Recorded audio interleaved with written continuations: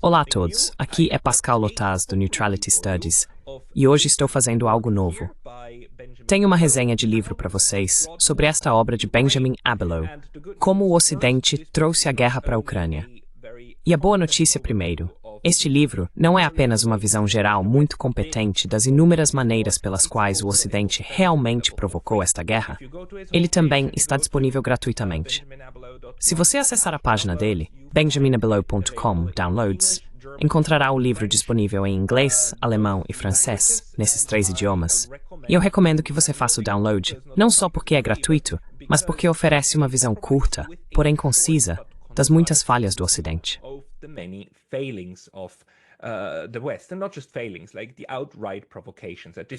E não apenas falhas, mas provocações explícitas.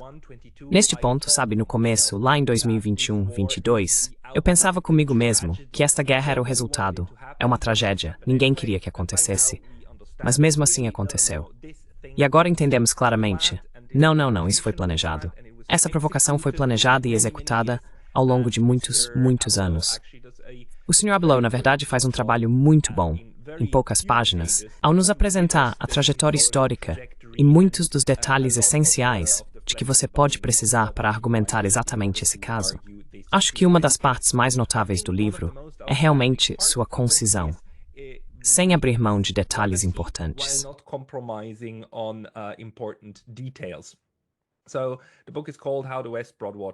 Então, o livro se chama Como o Ocidente trouxe a guerra para a Ucrânia, entendendo como as políticas dos Estados Unidos e da OTAN levaram à crise, à guerra e ao risco de catástrofe nuclear. E talvez uma das coisas a se notar aqui é que ele foi publicado em 2022.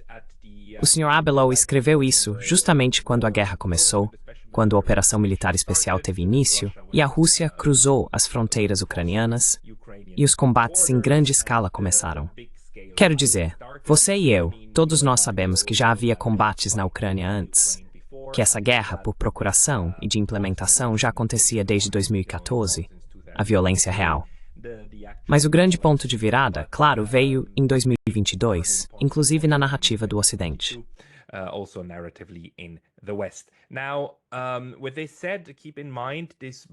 Agora, dito isso, tenha em mente que este livro foi basicamente escrito em um momento em que tudo ainda era recente, e quando a impressão de que a Rússia poderia perder esta guerra ainda era muito forte. E os primeiros capítulos também mostram isso, mas vamos falar sobre isso depois. Outra característica importante aqui é que o livro é relativamente curto. Sem as citações, índice e afins, ele tem 62 páginas. E não são páginas longas. E a linguagem é muito acessível, escrita para o público geral. E ainda assim contém um bom número de notas de rodapé e o aparato necessário, com referências a outros trabalhos e às fontes originais, para fundamentar todas, ou pelo menos a maioria, das afirmações feitas no livro.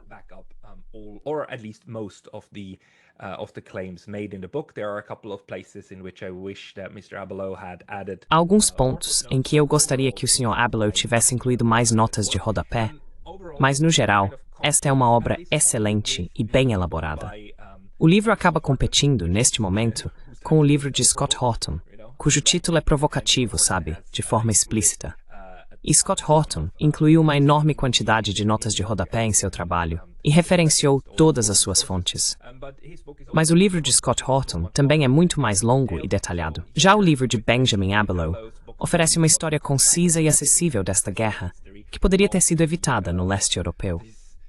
O bom é que ele começa com uma visão geral dos últimos 30 anos. The good thing is he does start with an overview of the last 30 years. He begins in 1990s, the provocations back then. Ele começa nos anos 1990, com as provocações daquela época.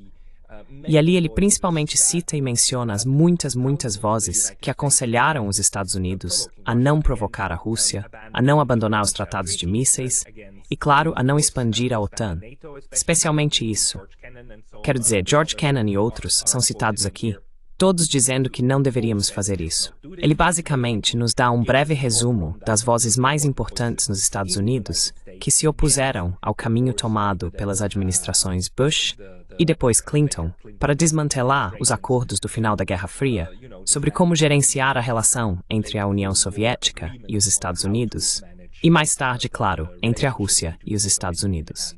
The United States, and now later, of course, then Russia and the United States. He doesn't go into the discussion of Ele não entra na discussão de Francis Fukuyama e o fim da história, nem no que levou os Estados Unidos a abandonarem, ou vamos chamar assim, respeito estratégico em relação à Rússia, mas ele mostra de forma bastante precisa quais foram algumas das declarações, inclusive de falcões russos da época, todos os quais afirmavam que a Rússia moderna, a Rússia dos anos 1990, não era a União Soviética dos anos 1960 e 70. E isso é bastante relevante. And this is quite relevant. Then we go into Western provocations 2014 to 2022. Depois entramos nas provocações ocidentais de 2014 a 2022, nas quais ele fala sobre ainda mais desses momentos em que os Estados Unidos, também sob o governo Trump, enviaram mais armamentos para a Ucrânia e colocaram equipamentos tanto defensivos quanto ofensivos na Romênia e em estados da OTAN no Ocidente. Há uma breve discussão sobre como a defesa de um homem pode ser o ataque de outro, ou que ataque e defesa dependem muito do ponto de vista de quem observa, e como todas essas atividades da OTAN e dos Estados Unidos foram vistas na Rússia, além dos alertas que vieram de lá. Em seguida, fazemos um exercício de pensar sobre o que aconteceria se todas essas coisas tivessem acontecido ao contrário, e fossem os Estados Unidos que estivessem em situações semelhantes. Algo que também é frequentemente discutido aqui no YouTube, certo? Is often being done also here on YouTube, right? The argument that just think about it, if China O argumento é, só pense nisso. Se a China tivesse uma aliança de defesa ou militar com o México, o que os Estados Unidos fariam se a China tentasse colocar mísseis de médio alcance a cerca de 70 quilômetros das fronteiras dos Estados Unidos? Só imagine isso por um segundo. E então chegamos às preocupações russas sobre ataques preventivos dos Estados Unidos, que são reais e sobre as quais os russos alertaram repetidas vezes. Pessoal, EDWA, OTAN, nós levamos isso muito a sério. Isso não é brincadeira. Isso não é divertido. Parem com isso agora. Vocês estão ameaçando nossa fronteira. E como a OTAN, repetidas vezes, disse: mas Rússia, nós somos uma aliança defensiva. Vocês não têm nada a temer de nós. Vocês estão imaginando coisas. Estão sendo paranoicos. E como toda essa narrativa de um ditador paranoico no Kremlin foi alimentada, certo? Kremlin was fostered, right? He, of course, Mr. Abelow, actually. Ele, claro, o Sr. Abelow, na verdade usa o livro inteiro para defender esse argumento. Você sabe, como a narrativa sobre a guerra está realmente impulsionando a guerra. E é ainda mais admirável, porque ele escreveu esse livro em 2022. Quero dizer agora, em 2025. A maioria de nós entende que isso é uma catástrofe movida por uma narrativa, e não é uma tragédia. Novamente, porque isso foi feito de forma muito intencional, e foi escalado passo a passo. O nível de provocação e de engano do público em geral, de nós, por veículos de mídia cúmplices, é impressionante. Então essa parte, tudo isso, nós entendemos agora. Mas o fato de o Sr. Abelow já ter enquadrado isso como um crime, lá em 2022, é muito admirável. A crime back in 2022 is very commendable. The last couple of chapters then Os últimos capítulos então discutem a russofobia, narrativas pessimistas sobre profecias autorrealizáveis e como muitas pessoas previram o que estava por vir. Muitos disseram: se você colocar tropas lá, os russos virão. E em 2008, quando a OTAN, na cúpula de Bucareste, prometeu que Ucrânia e Geórgia se tornariam membros, o que aconteceu? A Geórgia, sob o comando do Sr. Saakashvili, na verdade disparou os primeiros tiros. Suas tropas atiraram primeiro nos pacificadores russos nessas províncias do norte. E então a Guerra dos 5 Dias irrompeu. E se isso não tivesse sido prova suficiente, o Ocidente apenas aproveitou esse momento, não para refletir sobre si mesmo, mas sobre suas capacidades. Not on itself, but on its capacities.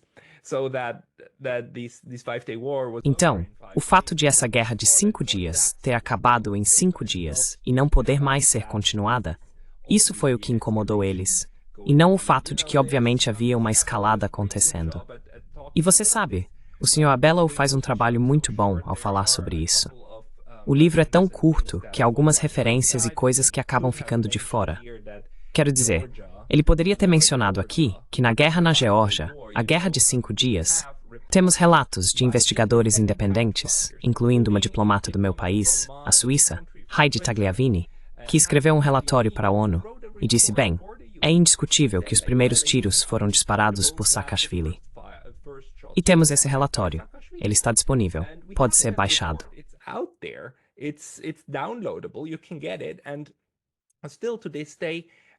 Você pode conseguir isso.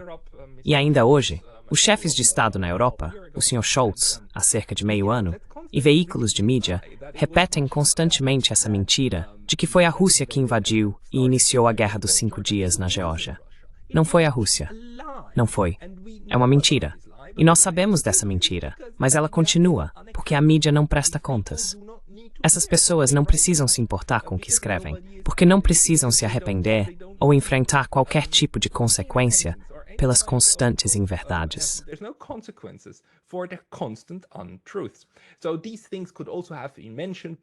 Essas coisas também poderiam ter sido mencionadas, mas, novamente, em nome da brevidade, o Sr. Abelow optou por ser sucinto, e tudo funciona. Termina, então, em uma nota bastante interessante na página 60, onde estamos, 62. E eu gostaria apenas de ler isso para vocês. Os formuladores de políticas em Washington e nas capitais europeias, junto com a mídia capturada e covarde que amplifica sem questionar suas bobagens, agora estão com a lama até a cintura em um barril de sujeira vil. É difícil imaginar como aqueles que foram tolos o suficiente para entrar nesse barril encontrarão sabedoria para se livrar dele, antes que o tombem e levem o resto de nós junto.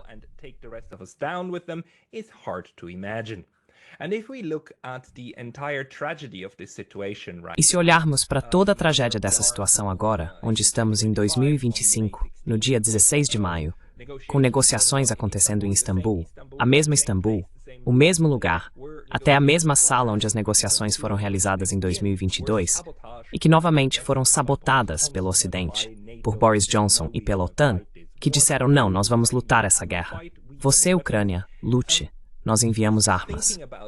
Só de pensar nisso, como 3 anos de tempo e centenas de milhares de vidas de soldados ucranianos e russos foram sacrificados para a autopromoção da OTAN.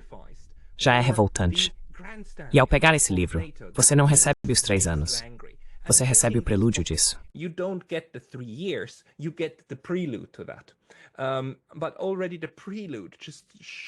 Mas já o prelúdio mostra a insinceridade e o abismo moral absoluto no qual esses países da OTAN caíram. E não apenas caíram, eles se lançaram nisso. Agora temos tantas provas, tantas mesmo. Quero dizer, ok, desculpe, só preciso te mostrar isso de novo. Se você pesquisar no Google, New York Times e CIA Ucrânia, aparecem esses artigos sobre a guerra de espionagem, como a CIA ajuda secretamente a Ucrânia a lutar, ou a história secreta da guerra na Ucrânia. Quero dizer, essas coisas agora estão aí, às claras. Tem um artigo que fala sobre como a guerra na Ucrânia foi comandada pelos Estados a partir de um centro de comando em Wiesbaden.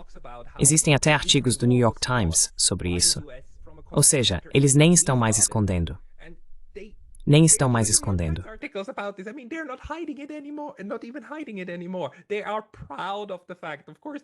Eles se orgulham desse fato. Claro, este artigo é uma peça horrível de propaganda, porque tenta argumentar que, apoiamos heroicamente os ucranianos. Olhem como nosso exército americano é corajoso, porque estamos apoiando nosso amigo. Mas isso só evidencia as inúmeras formas e a longa história em que a Ucrânia foi militarizada até os dentes, e como elementos extremistas de direita foram fortalecidos.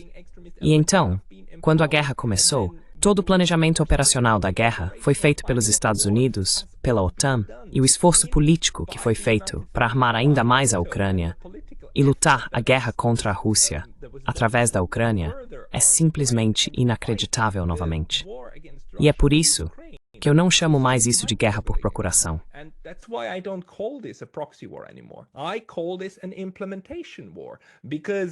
Eu chamo isso de uma guerra de implementação, porque a Rússia estava lutando pelo seu próprio lado do acordo.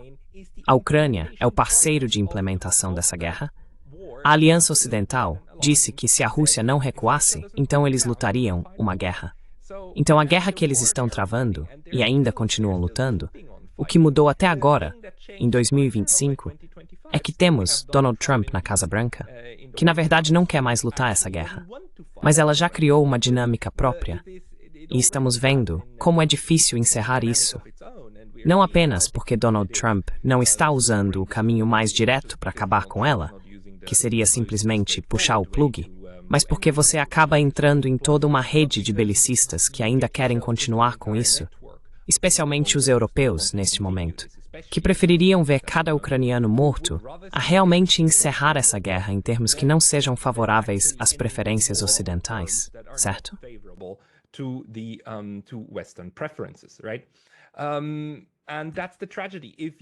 E essa é a tragédia. Se você, como parceiro de implementação, se torna uma ferramenta das grandes potências, então não deve esperar que essas grandes potências vão poupá-lo, porque sua vida não vale nada. E as consequências dessa guerra são suportadas principalmente, na maior parte, pelos ucranianos, é claro, enquanto os parceiros de implementação nos bastidores, os alemães, os franceses, os britânicos e os americanos, não sofrem.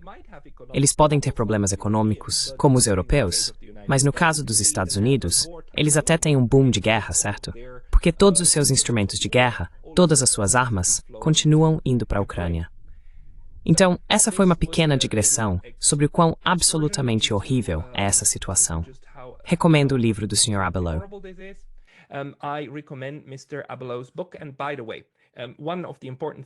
Aliás, uma das coisas importantes sobre este livro é que ele também narra a história e narra todas as pessoas que disseram: parem com isso é uma loucura.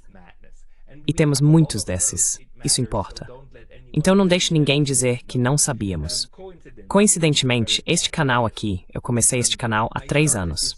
Comecei no início de fevereiro de 2022, coincidentemente. Quero dizer, fazendo isso de verdade. Se você for à página do Neutrality Studies, o que encontra antes de fevereiro de 2022 é meu canal cheio de imagens como estas, que eram meus webinars acadêmicos que eu fazia, ou entrevistas acadêmicas com estudantes. Na verdade, eram principalmente webinars na época, quando eu organizava para que as pessoas viessem e falassem sobre isso.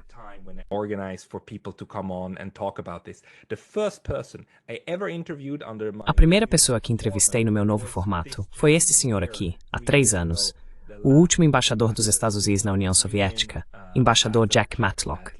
Você pode ver como mudei meu formato, meu design de miniatura, e desde então tenho mantido mais ou menos o mesmo padrão. O que me surpreendeu na época foi que o Sr. Jack Matlock disse explicitamente que, você sabe, a expansão da OTAN foi um erro. Isso é uma citação. Ele disse que foi um erro e explicou isso em detalhes. E na época, a Rússia ainda não havia, a operação militar especial ainda não tinha começado. Ainda não havia invasão. Ainda era a crise da Ucrânia. Então falamos sobre a crise porque a crise estava em andamento. E falamos sobre isso.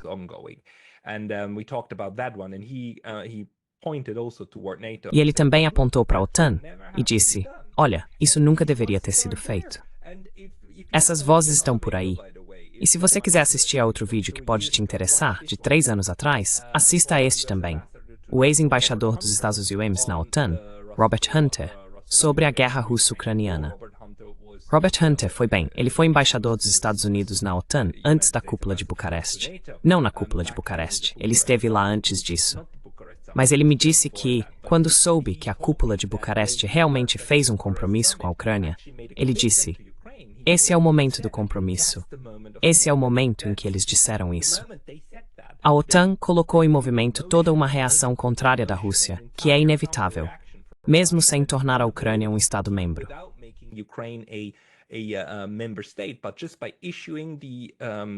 Mas só pelo fato de emitir o pronunciamento, em 2008, de que o objetivo era tornar a Ucrânia e a Geórgia membros, esse é o momento do compromisso. Então esses são apenas momentos para mostrar que, não de forma alguma, foi uma guerra não provocada. O oposto é verdadeiro. É uma guerra provocada, é uma guerra de implementação, e é uma guerra da OTAN contra a Rússia. E as pessoas que estão conduzindo essas guerras, não os soldados no campo de batalha, mas os políticos no comando, Eles entendem isso. É também por isso que é tão estranho, tão bizarro, que os Estados Unidos tentem se apresentar como um mediador neutro entre a Rússia e a Ucrânia. Obviamente, não são. O motivo pelo qual os russos participam dessa encenação é porque entendem que para acabar com a guerra na Ucrânia é realmente necessário o acordo e a colaboração dos Estados Unidos, certo?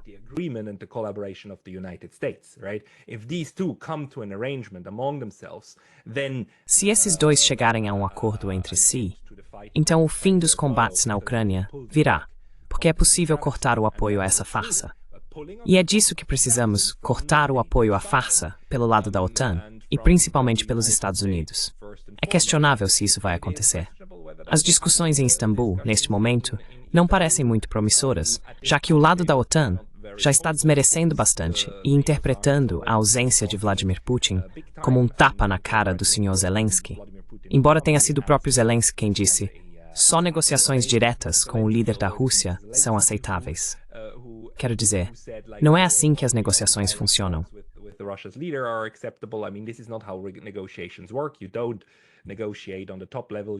Você não negocia no mais alto nível, você assina no mais alto nível.